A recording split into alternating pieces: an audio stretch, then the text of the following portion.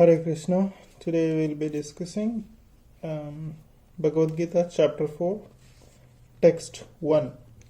Translation. Chapter 4 discusses about transcendental knowledge. Text 1, Sri Bhagavan Vacha. The blessed Lord said, I instructed these imperishable signs of yoga to the sun god Viswasan, and Viswasan instructed to Manu, the father of mankind, and Manu in turn instructed it to ISCKON. Herein we find the history of Bhagavad-Gita traced from a remote time when it was delivered to the royal order, the king of all planets. This science is especially meant for the protection of the inhabitants, and therefore the royal order should understand it in order to enable to rule the citizens and protect them from the material bondage to lust.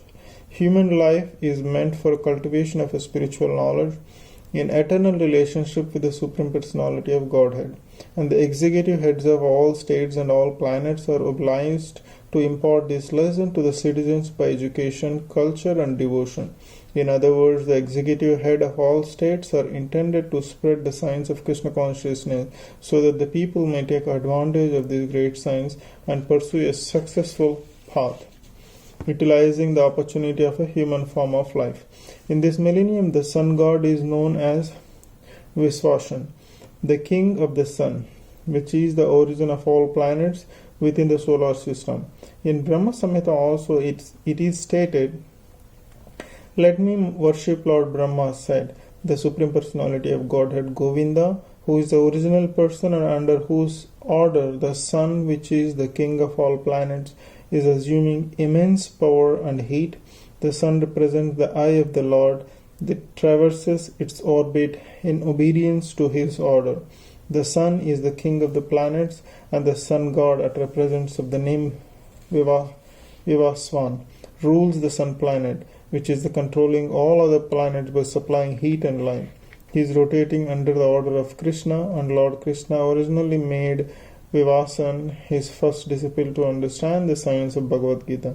The Gita is not therefore a speculative treatise for the insignificant mundane scholars, but is a standard book of knowledge coming down from the time of immemorial. In the Mahabharata, Shanti Purana, we can trace out the history of Gita as follows.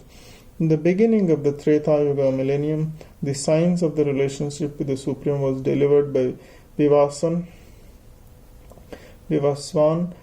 to Manu. Manu, being the father of mankind, gave it to his son Maharaja ISCKON, the king of this earth planet and forefather of the Raghu dynasty, in which Lord Ramachandra appeared. Therefore, Bhagavad-Gita existed in the human society from the time of Maharaja ISCKON. At the present moment, we have just passed through 5,000 years of Kali Yuga, which lasts 432,000 years. Before this, there was a Dwapara Yuga, which is about 8 lakh years, and before that, there was a Treta Yuga, which is about 12 lakh years. Thus, some almost 2 lakh years ago, Manu spoke the Bhagavad-Gita to his disciple and son Maharaja ISCKON, the king of this planet. The age of the current Manu is calculated to last some about 3 lakh years, of which about 12 lakhs years have passed, excepting that before the birth of Manu, the Gita was spoken by the Lord to his disciple, the sun god Vivaswan. A rough estimate is that Gita was spoken at least 1 million years ago, and in human society it has been extant for 2 million years. It was re-spoken by the Lord again to Arjuna about 5,000 years ago. That is a rough estimate of the history of Gita. According to the Gita itself and according to the version of the speaker, Lord Sri Krsna, it was spoken to the sun god Vivaswan because he is also a Kshatriya and he is the father of all Kshatriyas who are descendant of the sun god. or the Surya Vamsha. Kshatriya because Bhagavad-Gita as as good as Vedas, being spoken by the Supreme Personality of Godhead. This knowledge is superhuman. Since the Vedic instructions are accepted as they are without human interpretation, the Gita must therefore be accepted without mundane interpretation. The mundane wranglers may speculate on Gita in their own ways, but that is not Bhagavad-Gita as it is. Therefore, Bhagavad-Gita has to be accepted as it is from the disciple succession, and it is described herein that the Lord spoke to the Sun God, and the Sun God spoke to son Manu, and Manu spoke to his son Ishvaku. Text 2. Explanation. The supreme science was thus received through the chain of disciplic succession, and the saintly kings understood it in that way. But in course of time the succession was broken, and therefore the science as it is appeared to be lost. It is clearly stated that the Gita was especially meant for the saintly kings because they were to execute its purpose in ruling over the citizens. Suddenly, Bhagavad-Gita was never meant for the demonic persons, who would dissipate its value for no one's benefit, and would devise all types of interpretation according to the personal whims.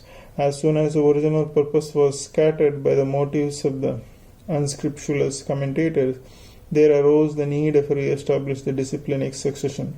5,000 years ago it was detected by the Lord himself that the disciplic succession was broken, and therefore he declared that the purpose of the Gita appeared to be lost. In the same way, at the present moment, also there are so many editions of Gita, especially in English, but almost all of them are not according to the authorized disciplic succession. There are innumerable interpretations rendered by different mundane scholars, but almost all of them don't accept the Supreme Personality of Godhead, Krishna, although the make of good business and the words of Sri Krishna. This spirit is demonic because demons don't believe in God but simply enjoy the property of the Supreme. Since there is a great need of an edition of the Gita in English, as it is received by the Parampara discipline existence, an attempt is made herewith to fulfill this great want. Bhagavad-Gita accepted as it is a great boon to humanity, but if it is accepted as a treatise of a philosophical speculation, it is simply a waste of time. Text 3. Translation and explanation.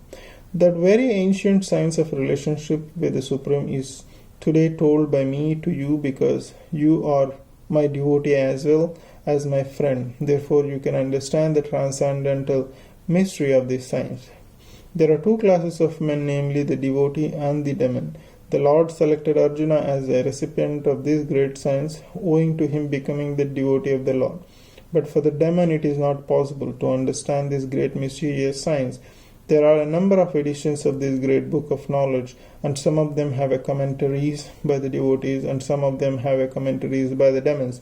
Commentation by the devotees is real, whereas that the demons is useless.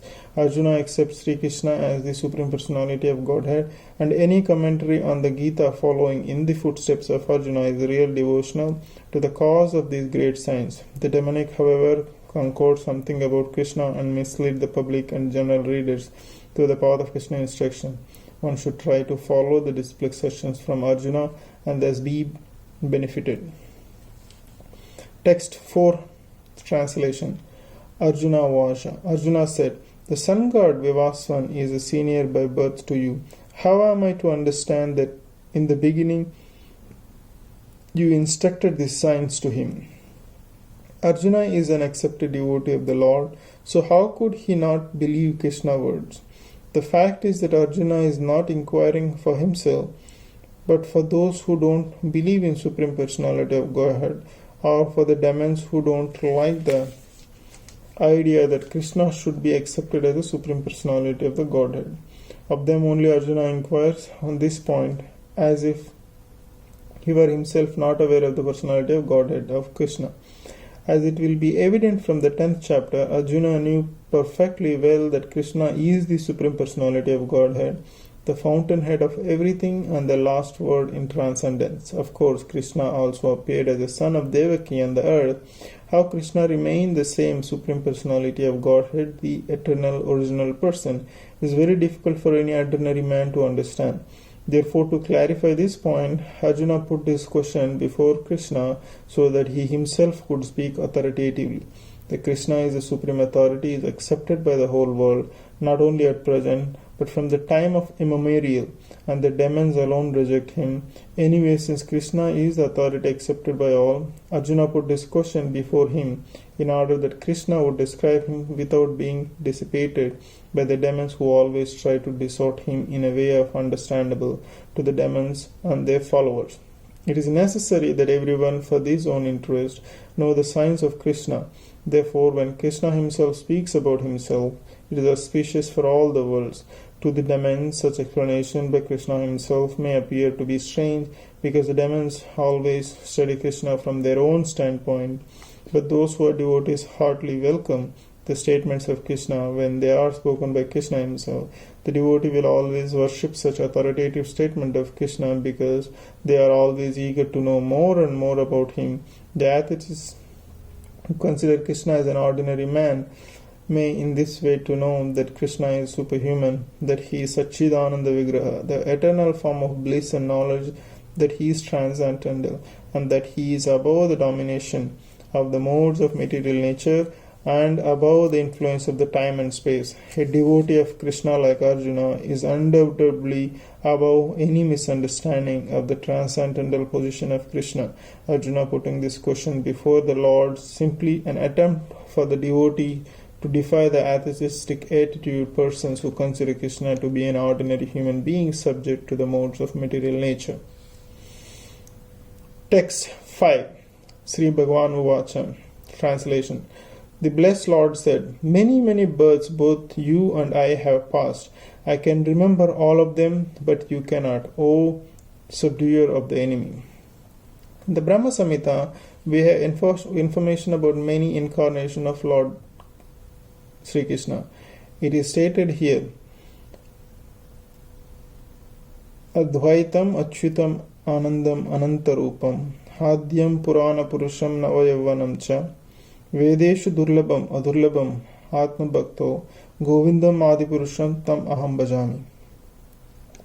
I worship the Supreme Personality of Godhead Govinda, Krishna, who is the original person, absolute, infallible, without beginning, although expanded into unlimited forms, still the same original, the oldest, and the person always appearing as fresh youth, such eternal bliss. All-knowing forms of the Lord are usually understood by the best Vedic scholars, but they are always manifest to pure, unalloyed devotees.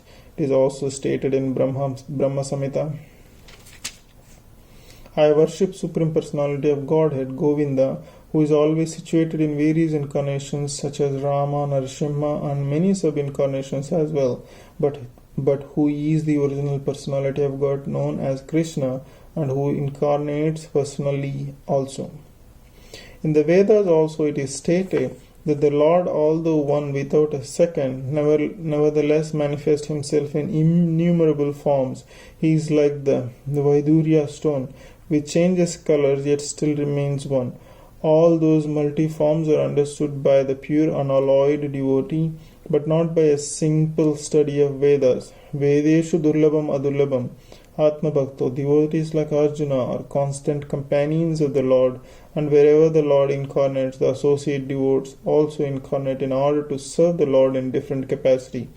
Arjuna is one of those devotees, and in this verse it is understood that some millions of years ago, when Lord Krishna spoke the Bhagavad-Gita to sun god Vivaswan, Arjuna in a different capacity was also present.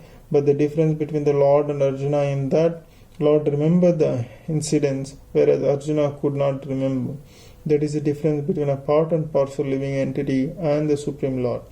Although Arjuna is addressed herein as a mighty hero who could subdue the enemies, he is unable to recall what had happened in his various past births.